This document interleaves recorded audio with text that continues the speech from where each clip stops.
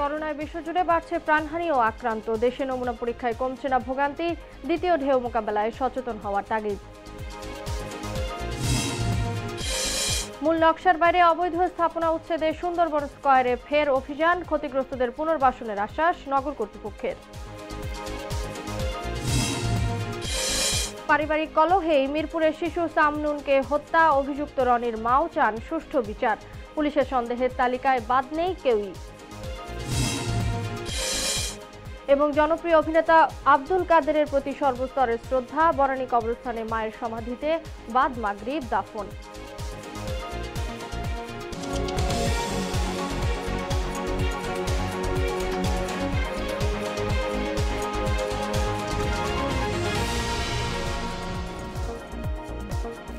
আসসালামু আলাইকুম।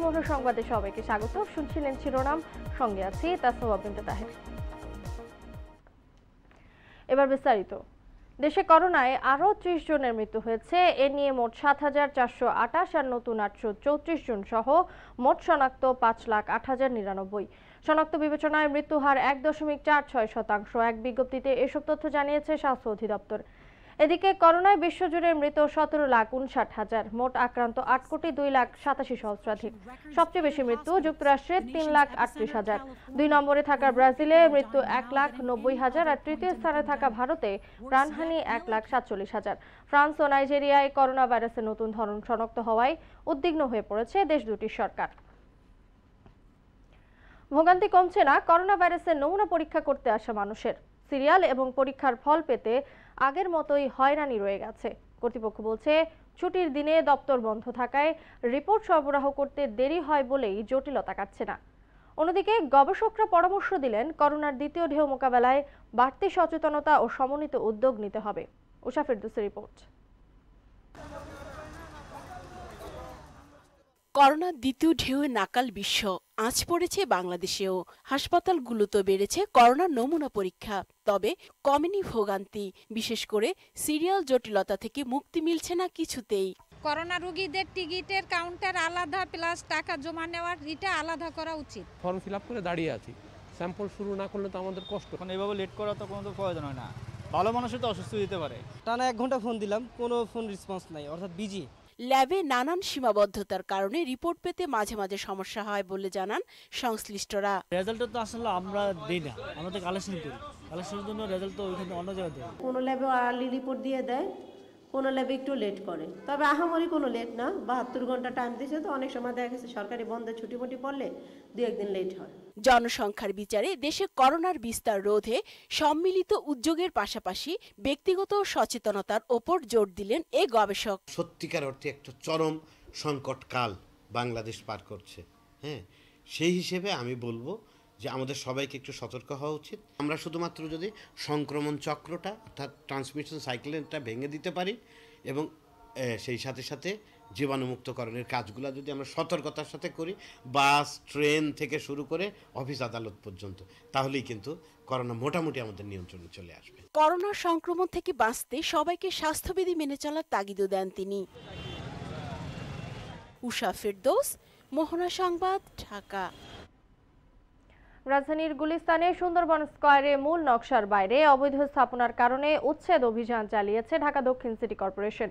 শিগগিরই অভিযান শেষ করে বৈধ মালিকদের ব্যবসা করার সুযোগ এবং ক্ষতিগ্রস্তদের পুনর্বাসনের কথা জানিয়েছেন ডিএসসিসির প্রধান সম্পত্তি কর্মকর্তা মনিরুল ইসলামকে সঙ্গে নিয়ে আরও জানাচ্ছেন মাইনুল হোসেন পিন্ন। নকশা বহির্ভূত দোকান তৈরি করার কারণে ফুলবাড়িয়ার সুন্দরবন স্কয়ারে অভিযান চালায় ঢাকা দক্ষিণ সিটি কর্পোরেশন। বিষয়টিকে ইতিবাচক দেখলেও যাদের কারণে ব্যবসায়ীরা পথে বসেছেন তাদের বিচার দাবির পাশাপাশি পুনর্বাসনের দাবি করেছেন ক্ষতিগ্রস্তরা। লং টাইম যদি আমাদের এটা করা হয় সিটি কর্পোরেশন থেকে, তাহলে আমরা ব্যবসায়ীরা ক্ষতিগ্রস্ত হব। শর্ট টাইমে যাতে 2-1 দিনের মধ্যে ভাঙিয়ে আমাদের ক্লিয়ার বুঝাই দাও। আমি একজন ব্যবসায়ী, আমি ট্রেড লাইসেন্স দিই, খাজনা দিই, সব দেওয়ার পর আমি কেন পুনর্বাসন পাবো না? স্থানান্তর করে হয়তো বা পুনর্বাসন করে যদি ভাঙতো তাহলে আমাদের ব্যবসাটা ঠিক থাকতো। অবৈধটা বৈধ করে দেওয়া বলে তো মানুষের যে টাকা নিছে তাদের তো কোনো বিচার হয় না। এদিকে উচ্ছেদের প্রতিবাদ জানিয়ে ডিআরইউতে সংবাদ সম্মেলন করেছে ক্ষতিগ্রস্ত দোকান মালিকরা। বেসমেন্ট যদি পার্কিং করতে হয় তাহলে মার্কেটের উপরে 6, 7 ও 8 তলা এখনো বরাদ্দ দেওয়া হয় নাই। উক্ত 6, 7 ও 8 তলায় আমাদের স্থায়ীভাবে বরাদ্দ দেওয়ার জন্য অনুরোধ করা হইল। দ্রুত অভিযান শেষ করার আশ্বাস দিলেন ঢাকা দক্ষিণ সিটি কর্পোরেশনের প্রধান সম্পত্তি কর্মকর্তা। এখানে তো যন্ত্র দিয়ে কাজ করা সম্ভব হচ্ছে না, এজন্য একটু সময় লাগছে। আমরা চেষ্টা করছি যে যত দ্রুত সম্ভব এই অবৈধ স্থাপনা ভেঙে দিয়ে মার্কেটটি আমরা চালু করে দেব। দক্ষিণ সিটি কর্পোরেশনের মাননীয় মেয়র মহোদয়ের সাথে ইতিপূর্বেই কয়েকটি ব্যবসায়ী প্রতিনিধি তারা দেখা করেছেন। সে সত্যিকারের যারা ক্ষতিগ্রস্ত তিনি বলেছেন তাদেরকে তিনি পুনর্বাসনের ব্যবস্থা করবেন। নকশা বহির্ভূত সব ভবনে ধারাবাহিকভাবে অভিযান পরিচালনা করা হবে বলেও জানান এই কর্মকর্তা। সিটি কর্পোরেশন কর্তৃপক্ষ যখনই আমাদেরকে বলবে আমরা কাজ শুরু করব। মইনুল হোসেন পিন্নু, মোহনা সংবাদ, ঢাকা। মিরপুরে পারিবারিক কলহের জেরে খুন করা হয় শিশু সামনুনকে। পরিবারের অভিযোগ, সম্পত্তি দখল এবং হিংসার কারণেই নিহতের মায়ের সৎ দেবর মাহফুজুর রহমান রনি এ কাণ্ড করেছে। তবে অভিযোগ মানতে নারাজ রনির পরিবার। তাদের উল্টো দাবি, সম্পত্তির ভাগ না দেওয়ার কারণে নিজেরাই সামনুনকে হত্যা করে রনিকে ফাঁসাতে চাইছে। যদিও পুলিশ বলছে সন্দেহের তালিকায় বাদ যাবে না কেউই। বদিউজ্জামান সূর্যনের রিপোর্ট। সদ্য ভূমিষ্ঠ চাচাতো ভাইকে দেখতে গিয়ে রাজধানীর আজমত হাসপাতাল থেকে গেল 17 ডিসেম্বর সন্ধ্যায় নিখোঁজ হয় মিরপুর বাংলা স্কুলের 4র্থ শ্রেণীর ছাত্র সামনুন।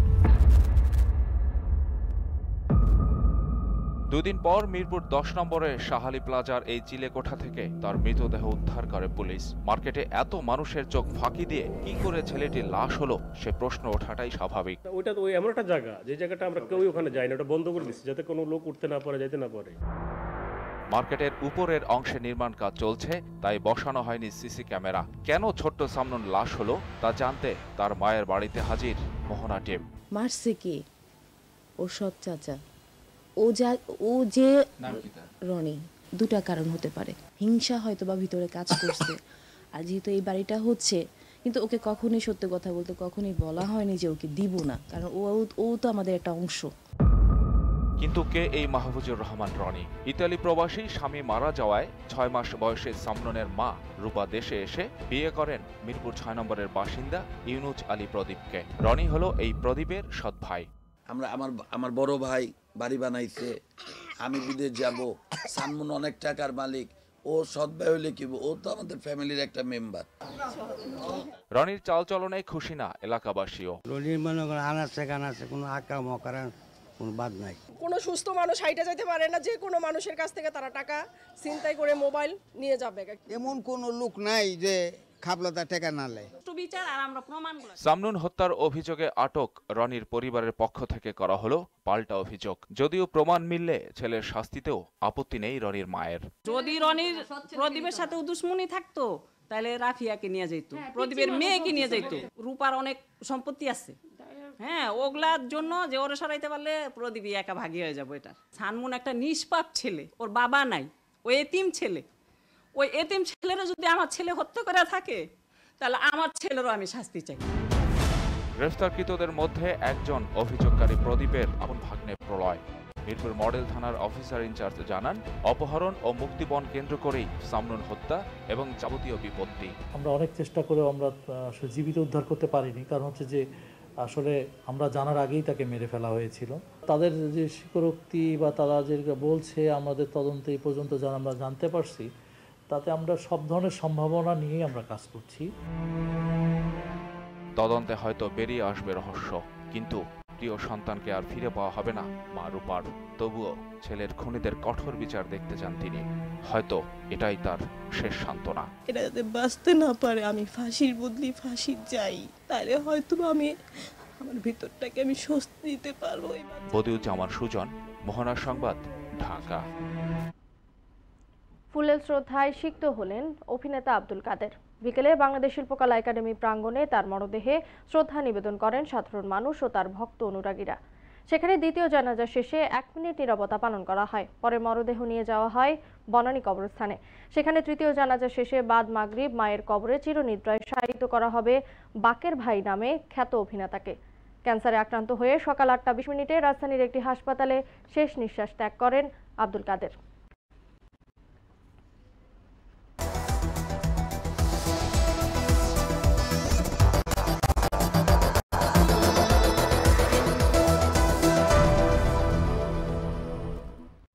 2020 সালের শেষ ভাগে দৃশ্যমান হয় পুরো দৈর্ঘ্যের পদ্মা সেতু।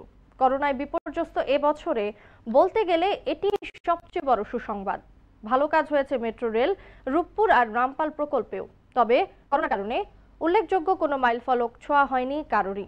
বছর জুড়ে সরকারের ফাস্ট ট্র্যাক প্রকল্পের অগ্রগতি জানাচ্ছেন নাসির উদ্দিন।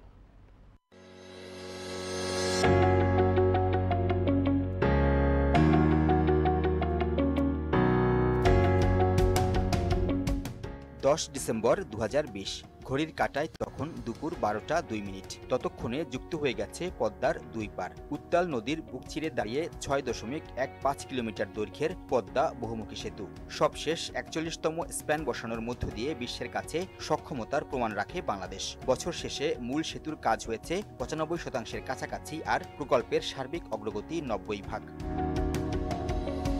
পদ্মা সেতুর মতোই প্রধানমন্ত্রীর অগ্রাধিকার প্রকল্পের মধ্যে আছে এর রেল সংযোগ। সেতুর দুই প্রান্তে রেল লিঙ্ক নির্মাণে ত্রুটি ধরা পড়ায় থমকে যায় অগ্রগতি। 2016 সালের জানুয়ারিতে শুরু হওয়া পদ্মা রেল সংযোগ প্রকল্পের কাজ হচ্ছে মাত্র 33%। বর্তমান সরকারের আরেক আলোচিত প্রকল্প মেট্রো রেল করোনার ধাক্কা ভালোই টের পেয়েছে। ডিসেম্বরের মধ্যে জাপানে প্রস্তুত 5টি মেট্রো ট্রেন দেশে আনার কথা থাকলেও মহামারীর কারণে সম্ভব হয়নি। ধকল কাটিয়ে জুন জুলাইয়ে জোরেশোরে কাজ শুরু হলেও আগারগাঁও থেকে মতিঝিল অংশে তেমন অগ্রগতি হয়নি। ভালো কাজ হয়েছে উত্তরা মিরপুরের দিকে। করোনায় বাধাগ্রস্ত হলেও থেমে থাকেনি দেশের প্রথম পারমাণবিক বিদ্যুৎ প্রকল্প রূপপুরের নির্মাণ কাজ। অগ্রগতি হয়েছে 30%-এর বেশি। 2023 সালের মাঝামাঝি সময়ে 1200 মেগাওয়াট ক্ষমতার প্রথম ইউনিটের বিদ্যুৎ জাতীয় গ্রিডে দেয়া সম্ভব হবে বলে আশা সরকারের। শুরুতে নানা প্রতিবন্ধকতায় থমকে যাওয়া রামপাল বিদ্যুৎ কেন্দ্র এগিয়ে চলছে বাস্তবায়নের নির্ধারিত লক্ষ্যমাত্রা নিয়ে। আরেক মেগা প্রকল্প পায়রা সমুদ্র বন্দরের নির্মাণ শেষ হবে 2025 সাল নাগাদ। নাসির উদ্দিন, মোহনা সংবাদ, ঢাকা। সংবাদে নিচ্ছে একটি বিরতি, ফিরছি যখন আরো থাকছে।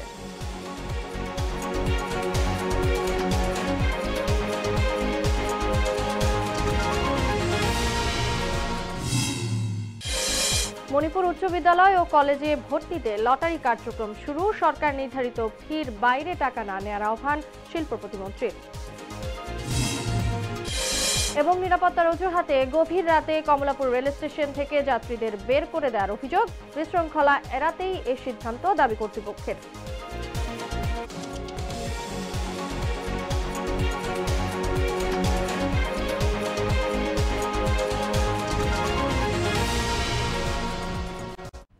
আবার আমন্ত্রণ মোহনার সংবাদে সঙ্গে আছি তাসনুবা বিনতে তাহের।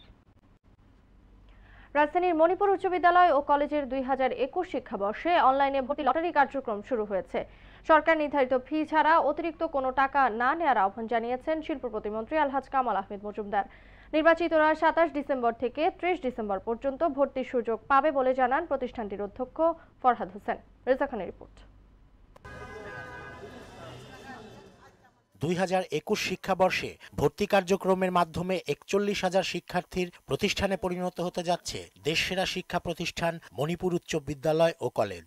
সরকারি পরিবীক্ষণ কমিটির সদস্য, বিদ্যালয় পরিচালনা পর্ষদের সদস্য ও অভিভাবকদের উপস্থিতিতে ডিজিটাল পদ্ধতিতে ভর্তি লটারি কার্যক্রম শুরু হয়। 2259 রূপনগর শাখা থেকে প্রতিষ্ঠানটির বিভিন্ন ক্যাম্পাসের প্রভাতী শাখায় ছাত্রীদের ভর্তি লটারি অনুষ্ঠিত হয়। রোববার হবে দিবা শাখা ছাত্রদের লটারি। নির্বাচিতদের রোল নম্বর শিক্ষা প্রতিষ্ঠানের সব ক্যাম্পাসে প্রদর্শন ছাড়াও প্রতিষ্ঠানের নিজস্ব ওয়েবসাইটে পাওয়া যাবে। সরকারি নিয়মে ভর্তি কার্যক্রমে সন্তুষ্টি জানান পরিবীক্ষণ কমিটির 2 সদস্য।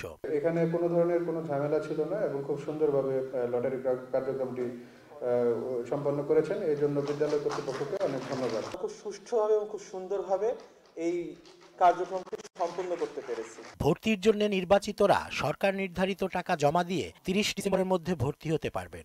অভিভাবক মাননীয় শিল্প প্রতিমন্ত্রী আলহাজ কামাল আহমেদ মজুমদার স্যার এই প্রতিষ্ঠানের অভিভাবক, এটি গোড়াতেই বলেছি তার অদম্য ঐকান্তিক চেষ্টা এই প্রতিষ্ঠান টিনের চালা এবং মুলিবাসের বেড়া থেকে আজকে 5টি ভ্যানুতে 6টি নান্দনিক অট্টালিকা তুল্য প্রাসাদ। আজকে যারা নির্বাচিত হলো আগামীকাল 27শে ডিসেম্বর থেকে 30শে ডিসেম্বর 4 দিন ব্যাপী এদের ভর্তির কার্যক্রম চলবে।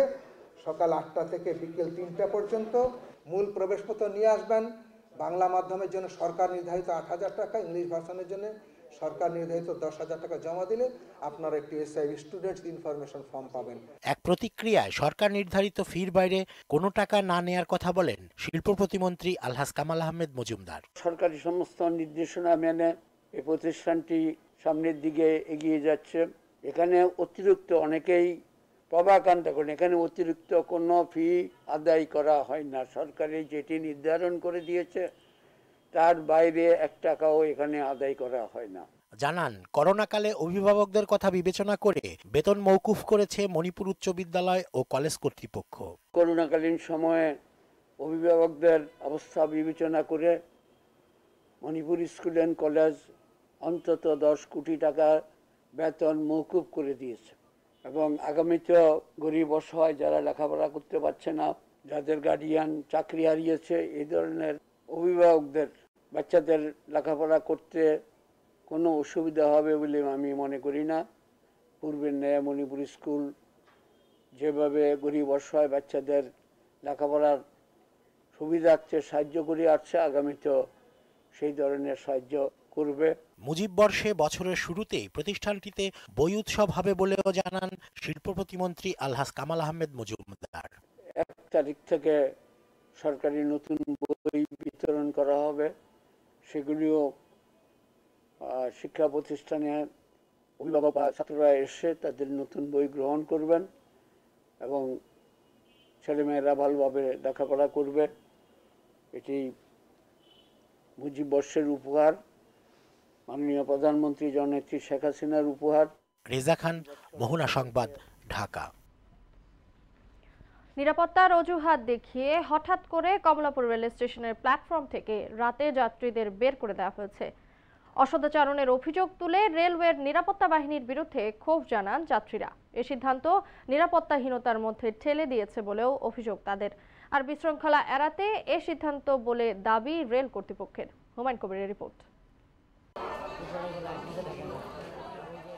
রাজধানীর কমলাপুরে ঢাকা রেল স্টেশনে যাত্রী ছাড়াও দিনরাত অবস্থান পথশিশু সহ সাধারণ মানুষের। ঘুরতে যান দর্শনার্থীরাও। ট্রেন যাত্রীদের জন্য প্ল্যাটফর্ম দিনে 24 ঘন্টা উন্মুক্ত থাকলেও শনিবার রাত 12টার পর হঠাৎ করে নিরাপত্তার অজুহাতে বের করে দেওয়া হয় সবাইকে। এতে বিপাকে পড়েন যাত্রীরা। শীত ও কুয়াশায় বেশি ভোগান্তি পোয়াতে হয় শিশু ও বয়স্কদের। 3 জায়গায় বসছি, 3 জায়গা থেকে ওখান থেকে বাইর করে দিচ্ছি। মহিলারা আমরা কই যাই, কি করি আমরা এই বাতাসের মধ্যে? বাচ্চা কাচ্চা আছে লাগে, কেউ আছে বাচ্চা প্যাডে নিয়ে আসছে, কেউ অসুস্থ, কেউ অপারেশনের রোগী। এখন তারা যাবে কোথায় ভাই? রেলওয়ে নিরাপত্তা বাহিনীর সদস্যদের বিরুদ্ধে খারাপ আচরণের অভিযোগও করেন অনেকে। ছিনতাইকারীর কবলে পড়ারও অভিযোগ করলেন যাত্রীরা। আমারে মাঠে ওইখানে কেউ ছিল না। স্টেশনে বসলে তারা আসে ডিস্টার্ব করে, নানান সমস্যা করে। মনে করেন কেউ ঘুমায় গেলে তারপর তারা ব্যাগ নিয়ে দৌড় দেয়। এখানে থাকা না না না না না এটা না, মানে বোঝার ওই যে বোঝা মারি। যাত্রীদের নিরাপত্তার স্বার্থে এমন সিদ্ধান্ত বলে জানান রেলওয়ে নিরাপত্তা বাহিনীর সদস্য ও থানা পুলিশ। নিরাপত্তার খাতিরে তাদেরকে সাময়িকভাবে আমরা ওখানে স্থানান্তর করি। আমরা সব পরিষ্কার করে দিয়ে প্ল্যাটফর্মের বাইরে অথবা স্টেশনের এইদিকে কোথাও থাকার জন্য পরামর্শ দিই। শীত আর করোনা ভাইরাসের প্রাদুর্ভাবের মধ্যে খোলা আকাশের নিচে অবস্থান নিয়ে ক্ষুব্ধ রেল যাত্রীরা। হুমায়ুন কবির, মোহনা সংবাদ, ঢাকা। শেষ করব মোহনা সংবাদ, যাবার আগে শিরোনামগুলো আরো একবার।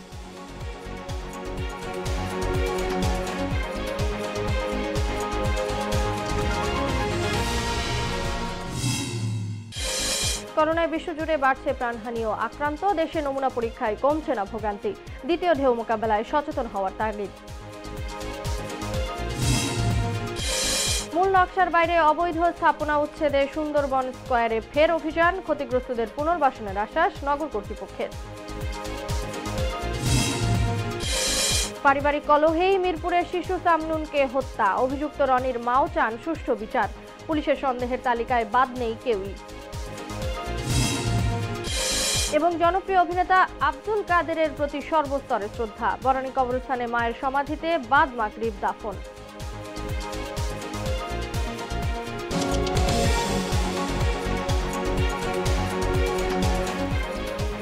এই ছিল মোহনার সংবাদে। পরের সংবাদ রাত ৯টায়। এছাড়া মোহনার সবশেষ খবর জানতে ভিজিট করুন www.mohana.tv। সংবাদ দেখতে পারেন ফেসবুক ও ইউটিউবেও।